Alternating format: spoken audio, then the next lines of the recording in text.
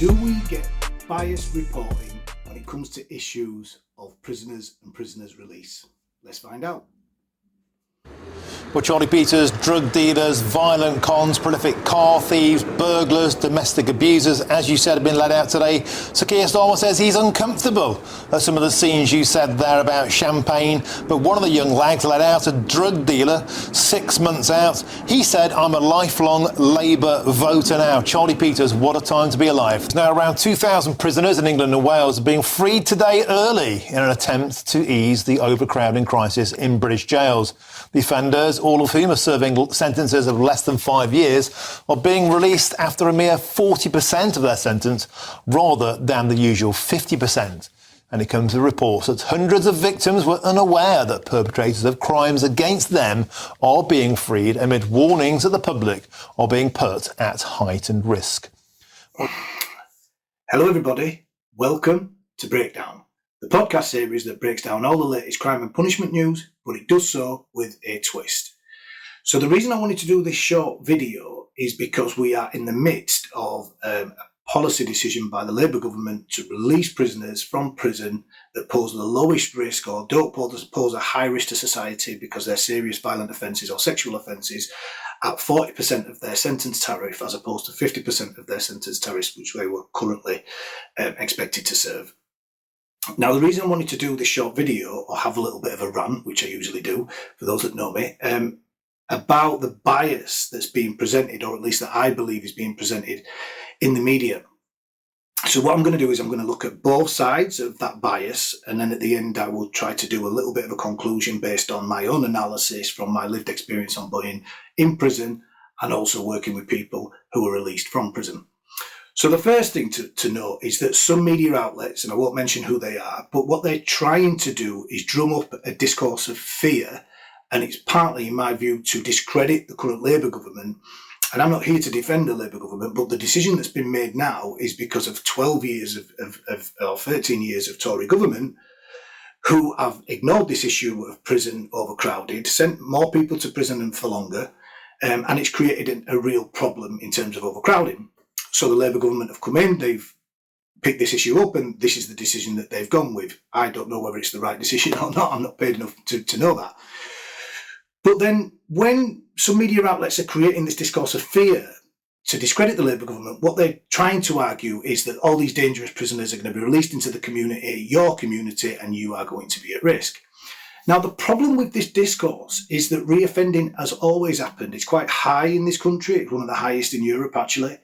And particularly for those serving shorter sentences. So that risk is always there. People reoffending, and within the reoffending rate, I would argue a lot of it is minor offences anyway. Not that I'm minimising that, but the reoffending rate is quite high. So when people serve 40% or 50%, it's not really going to present a massive risk to the public, because I don't believe from my lived experience that for those individuals in prison, that little bit of time, 10% in prison, albeit for somebody else it might be really critical, I don't believe that in terms of rehabilitating them, not punishment, because that's length of time, but in terms of rehabilitation, it's not going to make that much difference. So my advice is don't jump on the bandwagon or don't be in fear, because I don't think that you're going to see a massive amount of change. Some of those individuals will reoffend, but we're going to reoffend anyway, so it doesn't particularly matter.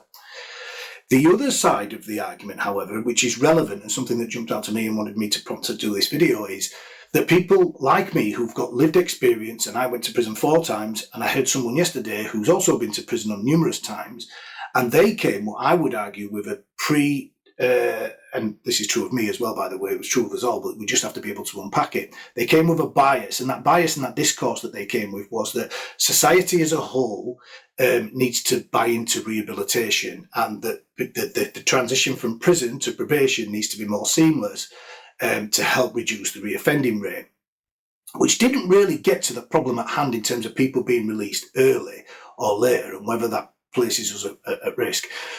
But it jumped at me that I hear this quite a lot from people like myself who have gone to prison and come out, and I think it comes from a genuine place. And we obviously know that there are social barriers for people to move on from offending once they've been labelled an offender or a prisoner, and they do a DBS check, and some people just don't want to be around people that have been to prison, which is a a reality of life for some of us.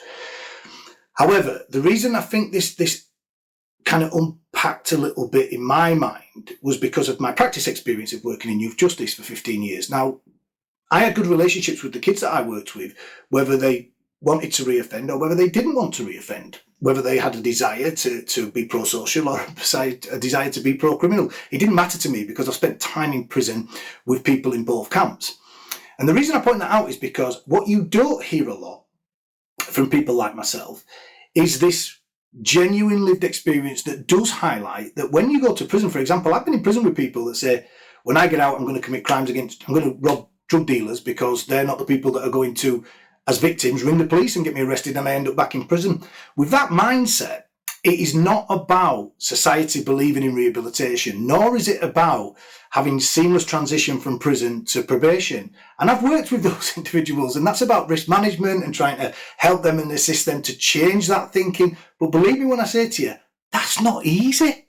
So the reason why it jumped out to me, the reason why I wanted to have this little bit of a rant is because we need to be honest about our lived experience at times. And we need to say, yes, of course, I've had personal experiences where I've not been able to get certain jobs because I've got a criminal record, or I've even had relationships, put someone in a relationship, a date that said that I couldn't take you home to my parents because they'd find out about your background. So, of course, these things happen and they're real.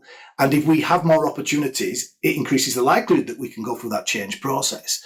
But there's also a bias on that side too that makes out that if people reoffend, that it's all to do with society and it's all to do with the professionals, probation or prison service that are working with those individuals. And so my analysis, thinking about both of those two subjective kind of biased positions on the release from prison, is that my overall conclusion is that it's not going to make a massive amount of difference. If I had my way, I would reverse some of the Tory decisions to send people to prison for longer. It's not just Tory, by the way. Tony Blair and his government did it too.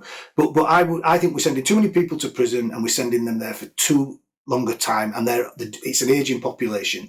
So we need to rectify that. So let's not worry about the fact that some prisoners are getting out earlier, because actually it is, I'm not saying about these individuals because I don't have any individual analysis of the individual risk that they pose, but generally speaking, people getting out from prison earlier, I don't think is a risk to society.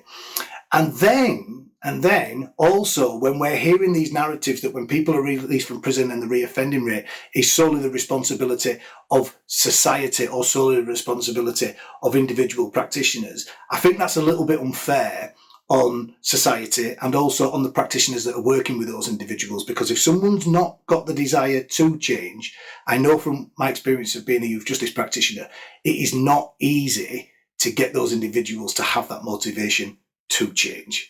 Okay, so that's my analysis. That's my overall breakdown of this particular issue.